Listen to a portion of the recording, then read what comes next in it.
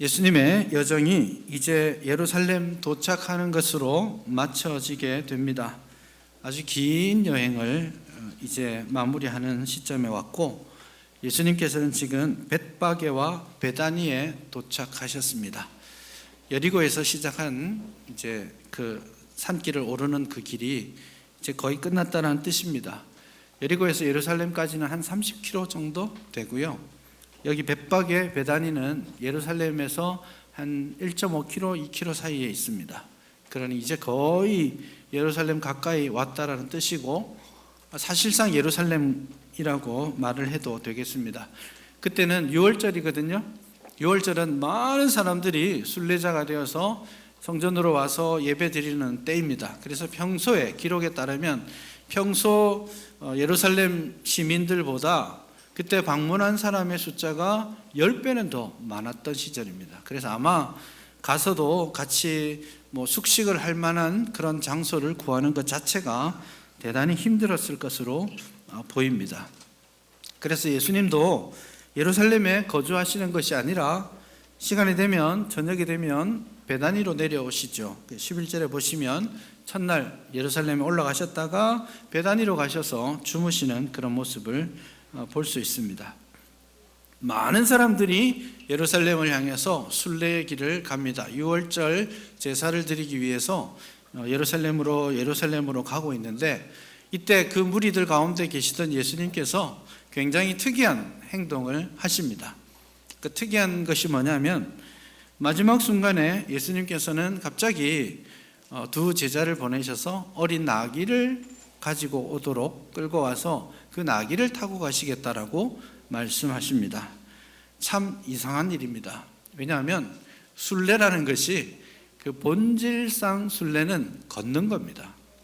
그래서 먼 길이지만 걸어가면서 노래도 하고 신앙을 이야기하고 하는 것입니다. 그래서 예루살렘 높은 지대에 있으니까 그 높은 곳을 다니면 올라가면서 이런 노래도 부른 거죠. 내가 산을 향하여 눈을 들리니 나의 도움이 어디서 올까? 나의 도움이 천지를 지으신 여호와께로다. 이런 노래 같이 부르면서 그 순례길을 가는 거예요. 그 순례의 본질은 그것입니다. 세계적으로 제일 유명한 순례길이 스페인에 있죠. 산티아고 순례길이 있는데 아마 걸으면 한 800km 된다고 합니다. 안 가봤습니다. 기록에 따르면 그렇습니다. 가보신 분도 계시겠는데요. 그 800km 사실 차 타고 가면 하루면 갑니다. 그 서울 부산 430km니까 왕복하지 않습니까? 그 거리지만 사람들은 배낭을 메고 한 달을 걷습니다. 걸으면서 묵상도 하고 생각도 하고 또 아무 생각 없이 걷다가 그만두고 싶은데 또 가기도 하고 조금 지나면 또 극복도 하고 그러면서 그 순례의 자리에 가는 것이죠. 대개 순례가 그렇습니다. 근데 예수님께서 이 순례를 쭉 하시다가 막판에 와서 나 이제 나귀 타고 갈래 이렇게 말씀하시는 거예요. 거꾸로죠. 사실 좀 힘이 들었으면 멀리서부터 나귀 타고 오다가 마지막 1km, 2km 남겨두었으면 그 마지막은 내가 걸어가야지. 못해도 요거는 내가 해야지. 요게 기본적으로 순례자의 마음입니다. 근데 예수님은 줄곧 걸어오시다가 마지막 그 2km 남겨놓고는 자 이제부터 타고 갈 거야. 그렇게 말씀하시는 것이죠. 굉장히 낯선 대목입니다. 그리고는 그 나귀를 타고 가시기 위해서 그 베다니 근처에 있는 마을에 사람을 보내어서 나귀를 데리고 끌고 오게 됩니다. 아무도 타지 않은 나귀라고 말합니다. 아무도 타지 않은 어린 나귀입니다. 타기가 좋겠습니까? 예수님이 타기가 좋겠습니까? 한 번도 태워본 적이 없는 나귀예요. 어립니다. 묵직하니 갑자기 예수님이 타면 아주 힘들었을 거예요. 아무도 태워보지 않았기 때문에 심지어 안장도 쥐어보지 않았어요. 그래서 예수님의 제자들이 나귀를 끌고 와서는 제일 먼저 나귀 위에 옷을 올려두죠. 그게 뭐냐면 안장이 맞는 게 없어가지고 예수님 타실 때 안장 삼아서 옷 위에 타시라고 그렇게 해준 겁니다. 아무 준비가 되지 않은 것이죠. 그런데 우리가 나귀 이렇게 하니까 좀 되게 초라하고 작은 것 같이 느껴지지만 나귀라는 것 자체는 누가 타는 거냐면 왕이 타는 겁니다. 그래서 고대 구약 성경에 보시면 왕이 나귀를 탑니다. 왕은 뭐 백마 타는 것 같고 병거를 타는 것 같지만 왕이 말을 탔잖아요. 그럼 전쟁하러 가는 이야기입니다. 근데 왕이 나귀를 탔다는 말은 통치하고 있다는 뜻이기도 하죠. 그래서 왕이 될 때, 솔로몬이 왕이 될 때 기름 부음을 받고 나귀를 타고 성으로 들어갔죠. 나귀를 탄다는 말은 왕으로서 지금 거기에 들어간다는 뜻입니다. 예수님께서 굳이 나 이제부터 나귀를 타고 갈 거야 라고 하시는 이유가 바로 여기에 있는 거죠. 예수님이 지금까지는 내가 누군지 말하지 마, 괜찮아 말하지 마, 비밀로 해줘 이렇게 말씀하시다가 이제 마지막 일주일 고난의 십자가를 지시고 돌아가시는 그 일주일을 앞두고 당신이 이 땅에 왕으로 오셨음을 말씀하고 있는 거예요. 나귀를 타고 가시면서 아무도 타지 않은 나귀라고 표현하고 있죠. 그것도 약간의 뉘앙스가 있습니다. 왜냐하면 왕의 나귀는 아무도 타지 않거든요. 누구만 탑니까? 왕만 타는 거예요. 그래서 아무도 타지 않은 나귀라는 말에도 왕으로 지금 예수님이 이 나귀를 타고 가신다라는 것을 말씀하고 있는 것이죠. 그리고 왕으로서 당신의 주권을 뚜렷하게 한 사건을 통해 보여주시는데 공이 이 대목을 생각보다 길게 본문이 기록하고 있습니다.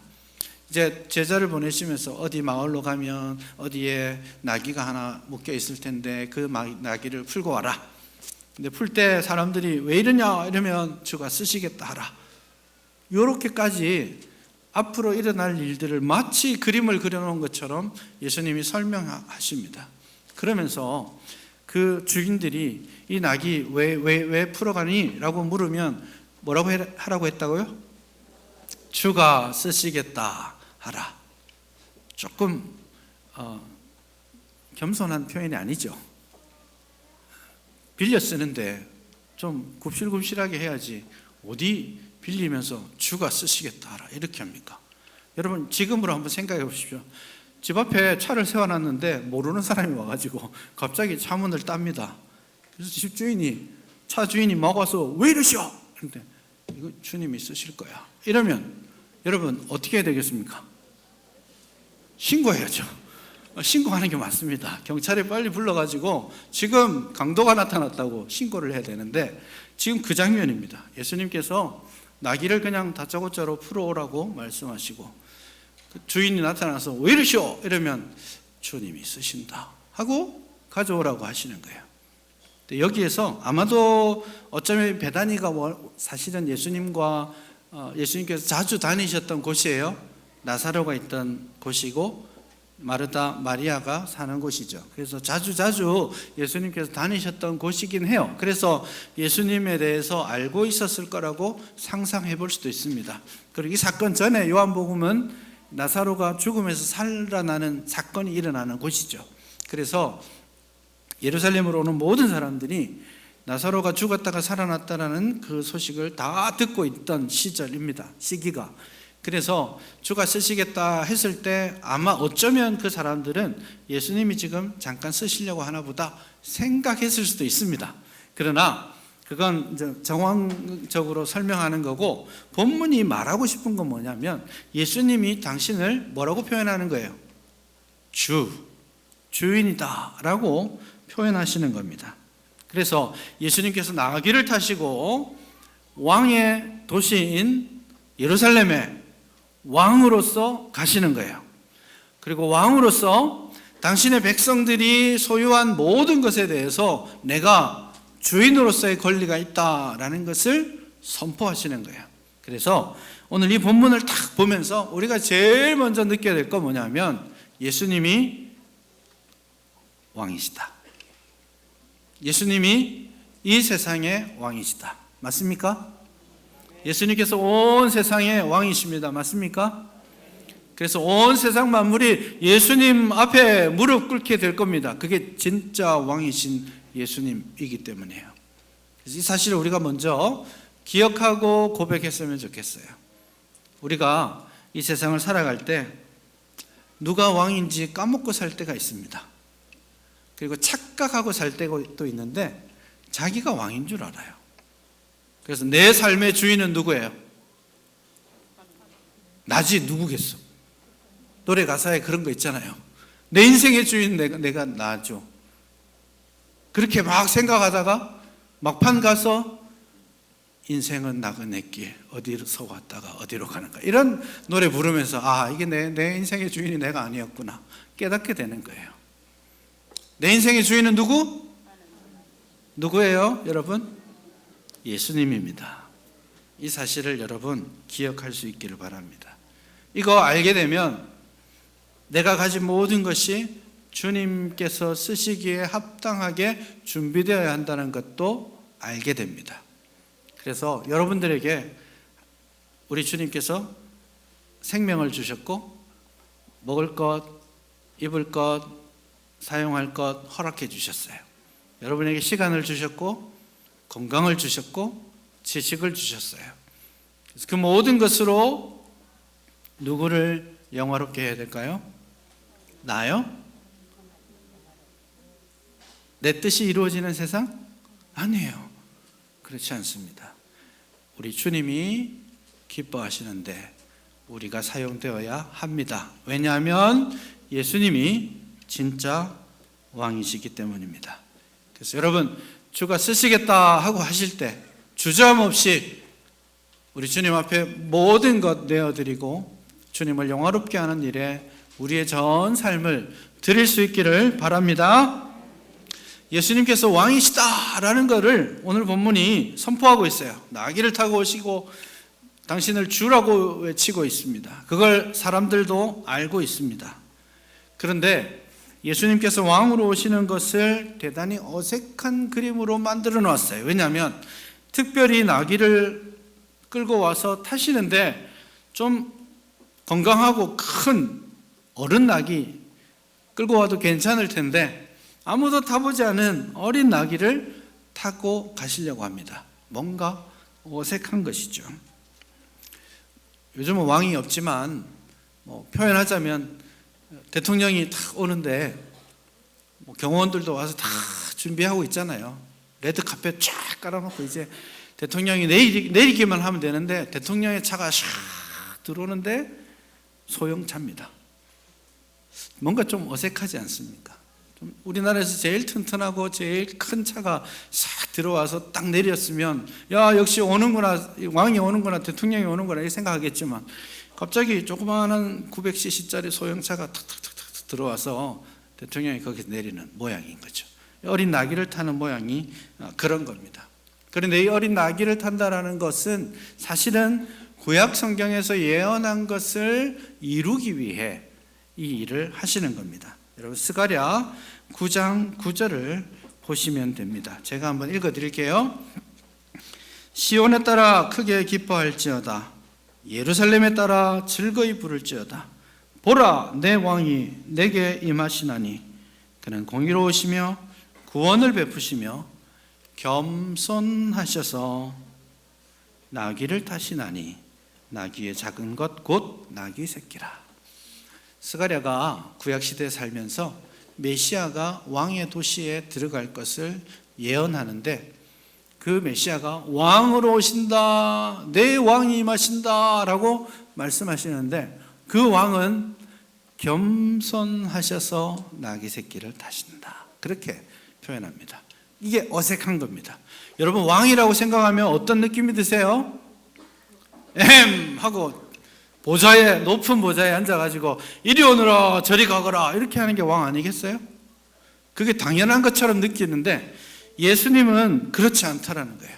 예수님은 이 땅의 왕이신데 세상에 어떤 존재와도 비교할 수 없는 참 왕이신데 그분은 겸손하셔서 낮고 낮은 자리에서 섬김의 일을 통해 당신의 왕권을 이루어 가신다는 거예요.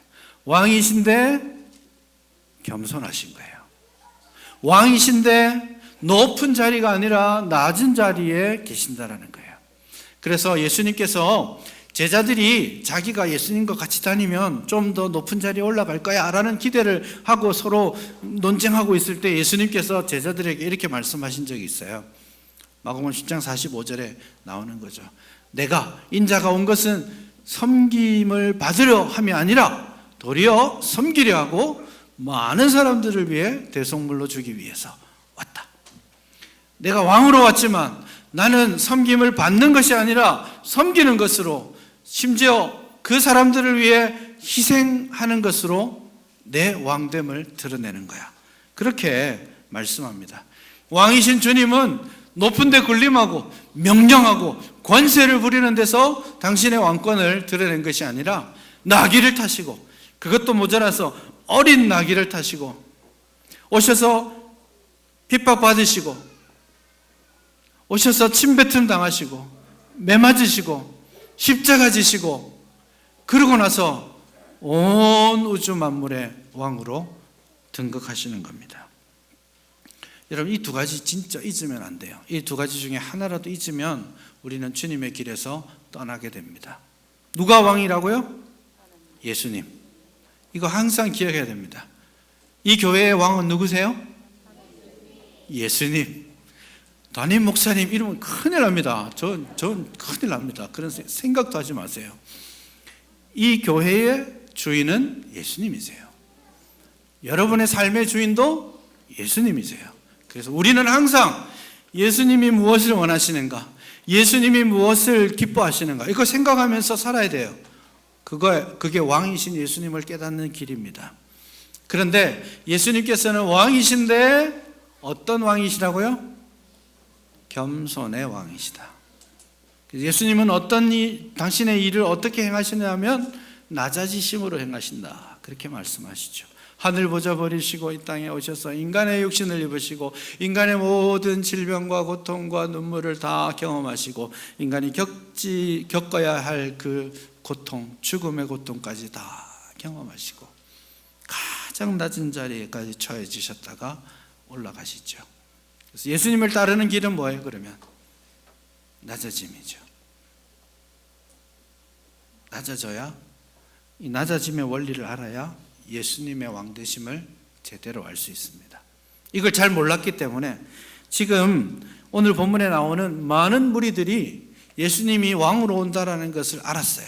그래서 본문에 많은 사람들이 나뭇가지를 길에 대고 옷을 벗어서 예수님께 존경의 표시를 다 하고 노래를 부르죠. 앞에서 가면서 뒤에서 따르면서 소리를 지르며 크게 노래합니다. 호산나 찬송하리로다 주의 이름으로 오시는 이여. 얼마나 멋있었겠습니까? 찬송 소리가 막 있습니다. 많은 사람들이 자기 옷을 다 경배하듯이 주님 앞에 내려놓고 있습니다. 요한복음에 보시면 그걸 보던 바리새인들, 서기관들이 탄식을 합니다. 아이고야, 끝났다. 우리가 저 예수를 죽이려고 했지만 온 세상이 저를 따르는구나. 우리의 계획이 다 부질없어졌다. 이렇게 말을 하기도 해요. 그렇게 크게 호산나 호산나 이제 우리를 구원하여 주십시오. 다윗의 자손으로 오시는 진짜 왕이시여. 그렇게 노래했던 이 사람들, 춤추면서 자기가 존경의 표시를 다 했던 이 사람들, 며칠 후에 어떻게 되나요?